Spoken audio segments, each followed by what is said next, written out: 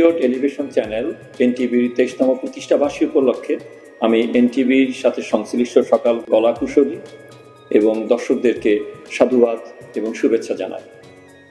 NTV গত 22 বছর ধরে অত্যন্ত সুনামের সাথে সংবাদ পরিবেশন করে যাচ্ছে।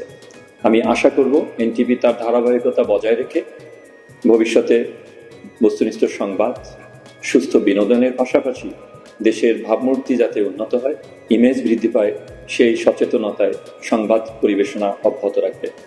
আমি এনটিভি সমৃদ্ধতর সাফল্য কামনা করছি।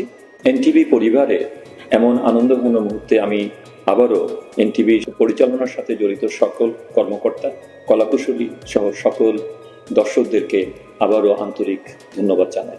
সবাইকে ধন্যবাদ।